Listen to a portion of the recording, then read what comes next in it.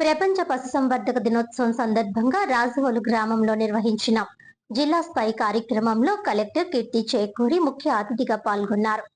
ఈ సందర్భంగా కలెక్టర్ కీర్తి చేకూరి మాట్లాడుతూ జిల్లాలో పశుసంవర్ధక రంగాన్ని మరింత బలోపేతం చేయడానికి సమగ్ర చర్యలు తీసుకోవాలని అధికారులకు దిశానిర్దేశం చేశారు.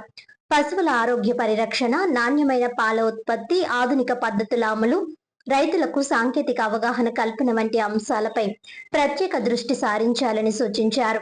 అలాగే పశువైద్య సేవలను గ్రామ స్థాయికి చేరవేసి రైతులకు సకాలంలో సేవలు అందేలా చర్యలు చేపట్టాలని తెలిపారు. ఇటీవల రాజమహేంద్రవరంలో పాలలో విషపూరిత రసాయనాలు కలపడం వల్ల జరిగిన విషాద సంఘటన నేపథ్యంలో ప్రజల్లో పాలపై ఏర్పడిన అపోహలను తొలగించాల్సిన అవసరం ఉందన్నారు.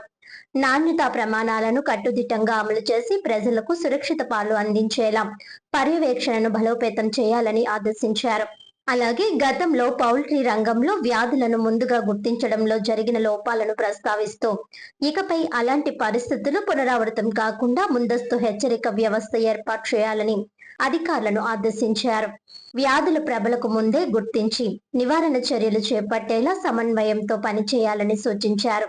పశుసంవర్ధక రంగంలో రైతులకు అవగాహన కార్యక్రమాలు నిర్వహించడం, ఆదర్శ పశు రైతులను ప్రోత్సహించడం ద్వారా ఉత్పత్తి మరియు ఆదాయాన్ని పెంచే దిశగా చర్యలు తీసుకోవాలని పేర్కొన్నారు.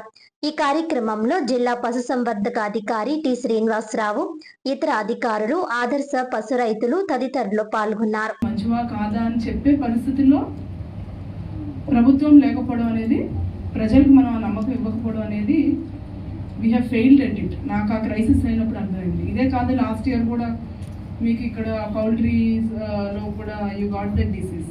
మనం డిసీజ్ బ్రేక్ అయ్యే వరకు వెయిట్ చేసి